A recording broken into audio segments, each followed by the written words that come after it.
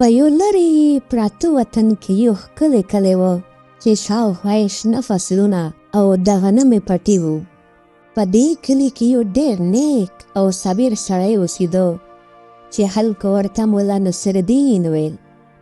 ملا نصرالدین هیڅ جایداد او مال نه لرلو، یوازې یو کوچنی د خټو کور یې و چې په بارانونو کې به ترې اوبه څاڅېدلې. د هغه په کور کې 3 نور کسانو. د هغه وفاداره میرمن آمنه، لور یې نازکه او تنکی زوی یې ګلبدین. که څه هم کلي د غنمو له حاصلاتو او شنو پټو ډک و، خو د ملا نصرالدین قسمت داسې و چې کله به یې مزدوري پیدا کړه او کله به یې ماشومان په نیمه ګېډه وده شول. د کلي نور خلک ډېر مالداره وو. د هغوی په کورونو کې به هره ورځ وښې پخېدلې او د تیلو بوی باید ملا تر کوره رسېده. خو په هغه کلي کې د انسانیت تنده وه. چا به هم د ملا نصرالدین په کور غږ نه کوو چې ستاسو حال څنګه دی. د روژې مبارکه میاشت رانږدې شوه. ټول کلي کې د خوشحالۍ فضا وه. خلکو د روژې لپاره ښې غوښې او میوې اخیستلې.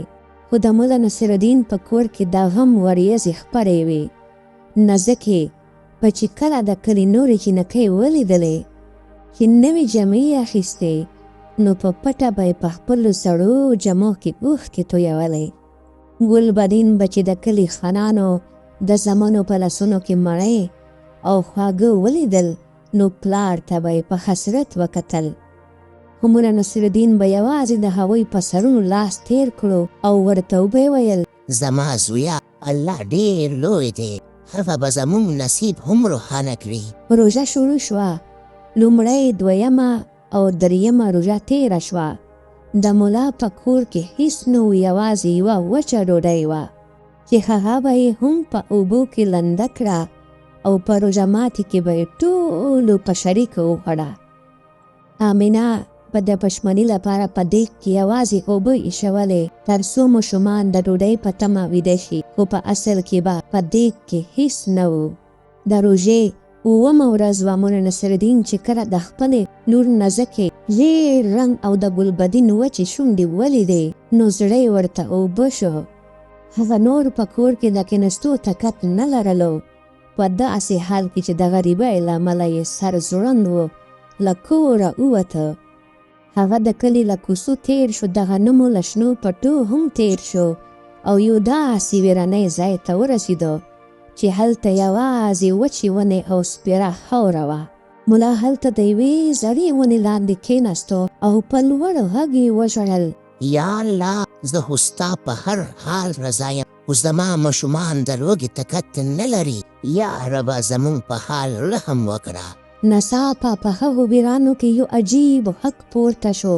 ځمکه ولړزېده او یو سپین د واورې په څېر ځلېدونکی او لوی غټ ریچ د ملا نصرالدین په وړاندې راڅرګند شو. د ریچ په سترګو کې یو داسې نور و چې د ملا ویره یې په سکون بدله کړه. ملا نصرالدین غوښتل وتښتي، خو ریچ په ډېره مینه په انساني ژبه غږ وکړو: ای نصیرالدینه، مه ډارېږه، زه ستا د دښمن په رنګ کې نه یم، زه ستا د صابر زیری یم.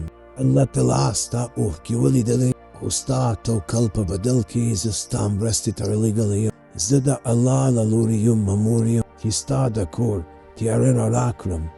ریچ په خپلو پنجو کې یو عجیب شین رنګه کاڼی نیولی و. هغه وویل: دا د برکت کاڼی دی، دا په هر ځای کې چې کېږدي او د الله په نوم څه وغواړې، هغه به پیدا شي. ملا نصرالدین په حیرانتیا او خوشحالۍ ریچ له ځان سره د کلي په لور روان کړو.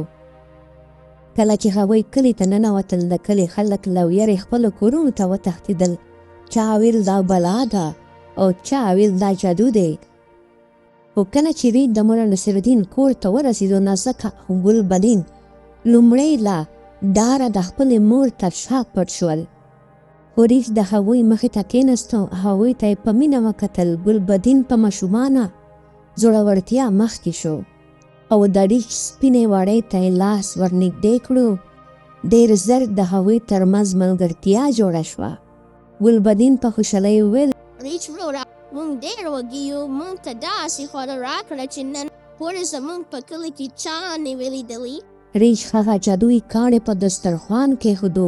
په یوه لمحه کې د مولا نصرالدین په هغه زوړ کور کې داسې رنګین دسترخوان وولیدو چې د جنت بوی ترې راتله.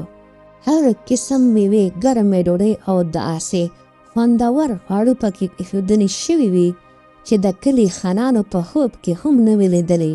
خو د مولا نصرالدین انسانیت وګورئ، هغه لومړی مړۍ په خپله ونه خوړه. هغه سوچ وکړو.